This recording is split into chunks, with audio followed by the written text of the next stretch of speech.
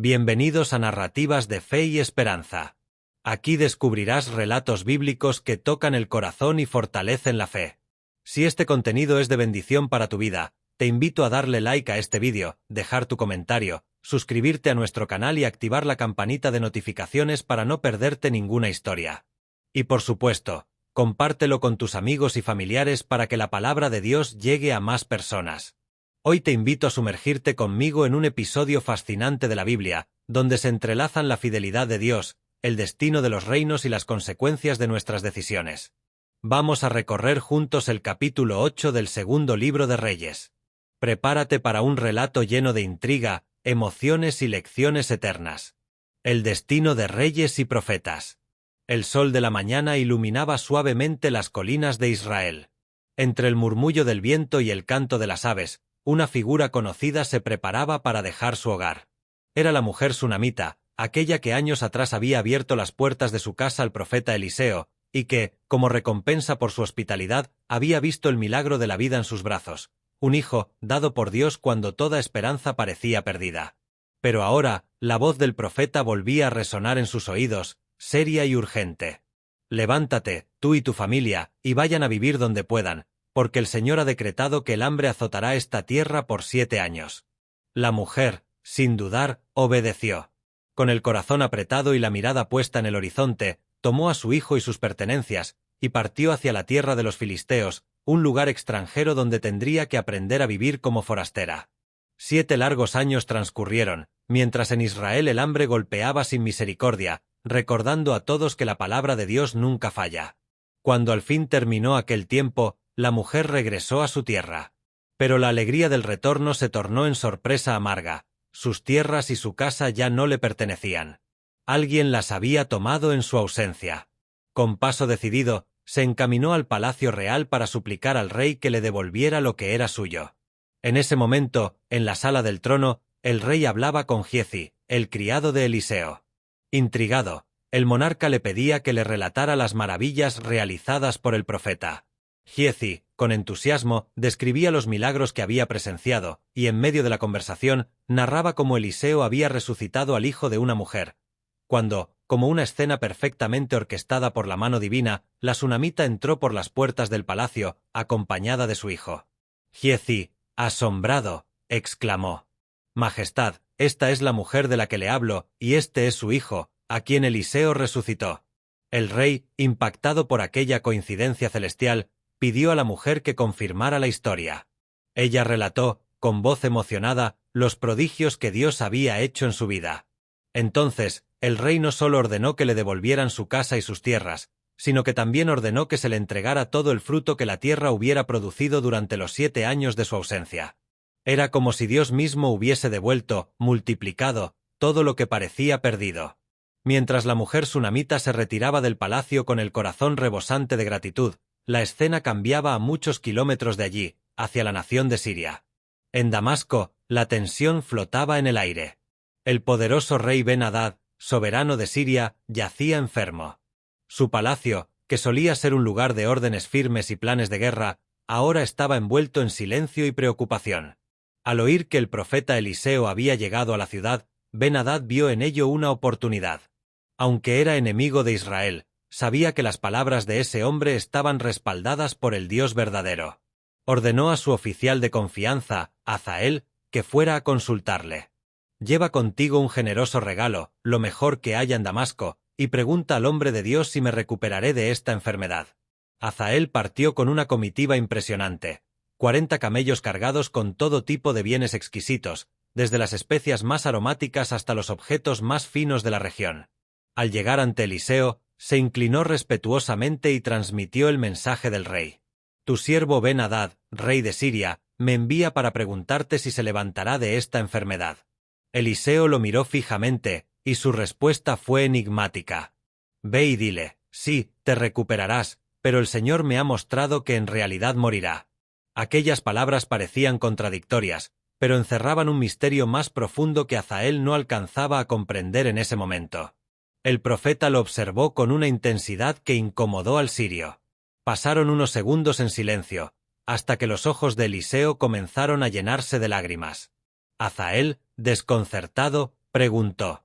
¿Por qué lloras, mi señor? Con voz quebrada, Eliseo reveló la visión que Dios le había mostrado. Porque es el mal que harás a los israelitas, incendiarás sus fortalezas, matarás a sus jóvenes, aplastarás a sus niños y abrirás el vientre de sus mujeres embarazadas. Hazael, con un aire de falsa humildad, replicó. Pero, ¿qué es tu siervo, este simple perro, para que pueda hacer algo tan grande? Eliseo no titubeó. El Señor me ha mostrado que serás rey de Siria. Aquellas palabras quedaron flotando en el aire como un presagio sombrío. Hazael se retiró del lugar con las palabras de Eliseo resonando en su mente. Había ido buscando una respuesta sobre la salud de su rey, y había salido con una profecía que cambiaba su destino. Cuando llegó de regreso al palacio, se presentó ante Ben-Hadad y le dijo con calma: «Te recuperarás de la enfermedad». En apariencia, las noticias eran buenas. Pero esa misma noche, Hazael tomó la decisión que sellaría su camino. Tomó una manta, la empapó en agua y la colocó sobre el rostro del rey enfermo, sofocándolo hasta que murió. Al amanecer, Hazael fue proclamado rey de Siria. La profecía de Eliseo se había cumplido, pero a través de la traición y el asesinato. Mientras en Siria se producía este cambio sangriento de poder, en el reino de Judá también se vivían tiempos convulsos. Joram, hijo de Josafat, ocupaba el trono. Sin embargo, su reinado estaba marcado por una triste elección. Había tomado por esposa a una hija de Acab, rey de Israel, y con ello había introducido en Judá las mismas prácticas idolátricas que tanto habían corrompido a su suegro. Aunque el Señor no quiso destruir a Judá, por amor a su promesa hecha a David, permitió que las consecuencias del pecado se manifestaran. En esos días, Edom, que había estado bajo dominio de Judá, se rebeló contra Joram, proclamando su propio rey. Joram intentó sofocar la rebelión marchando de noche contra ellos con sus carros de guerra, pero la campaña no tuvo éxito. Desde entonces, Edom se mantuvo independiente, y Libná también se sublevó. Era como si las alianzas impuras y el alejamiento de Dios estuvieran desmoronando poco a poco la estabilidad del reino. Pero la historia de aquel capítulo aún guardaba un giro más. Al morir Joram, su hijo Ocozías tomó el trono. Tenía apenas 22 años y reinó un solo año en Jerusalén. Como su madre era hija de Omri, siguió el mismo camino corrupto que la casa de Acab, influenciado por sus parientes de Israel. Bajo su liderazgo, Judá se unió a Israel en una alianza militar contra Siria, y juntos marcharon a Ramot de Galaad para enfrentarse al nuevo rey Hazael. Allí, Joram de Israel resultó herido en combate y se retiró a Jezreel para recuperarse. Ocozías, en un gesto de solidaridad política y familiar, fue a visitarlo, sin saber que esa decisión lo conduciría a un destino inevitable. En los pasillos del palacio de Jezreel, el ambiente era tenso. Joram de Israel, debilitado por sus heridas, recibía cuidados mientras Ocozías de Judá lo acompañaba, ajeno a que ambos estaban en el centro de un plan que se estaba gestando más allá de su comprensión. El capítulo 8 de Segunda de Reyes no nos revela aún el golpe que caerá sobre estos dos reyes, pero deja claro que sus destinos estaban entrelazados por la sangre, las alianzas políticas y, lamentablemente, por la influencia de una familia marcada por la idolatría y la rebelión contra Dios. El eco de las palabras de Eliseo a Hazael seguía latente. La violencia, la traición y la guerra se cernían sobre ambos reinos. Así, el telón de este capítulo se cierra dejando un sabor agridulce. Por un lado, la fidelidad de Dios restaurando y bendiciendo la sunamita. Por otro, la dureza de los corazones que, a pesar de las advertencias divinas, eligieron caminos de ambición y pecado, desencadenando sufrimiento sobre sus pueblos. Este capítulo nos recuerda que Dios es fiel para guardar y bendecir a quienes le obedecen, como lo hizo con la mujer sunamita, recompensando su confianza y su disposición a escuchar la voz del profeta. Pero también nos advierte que la desobediencia, las alianzas impías y el orgullo pueden traer ruina, incluso a reyes y naciones enteras. Eliseo, al llorar por el mal que Hazael haría, nos muestra el corazón sensible del siervo de Dios, que no se alegra por la justicia inminente ni por el cumplimiento de una profecía, sino que se duele por el sufrimiento de la gente. Así también nosotros debemos vivir, con un corazón sensible al dolor ajeno, buscando siempre que nuestras decisiones se alineen con la voluntad de Dios, para que nuestras vidas sean un canal de bendición y no de destrucción. Gracias por acompañarme en este recorrido por el capítulo 8 del segundo libro de Reyes, aquí en Narrativas de Fe y Esperanza.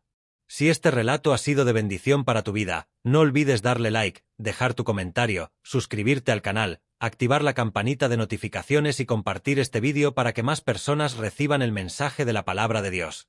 Nos vemos en la próxima historia bíblica.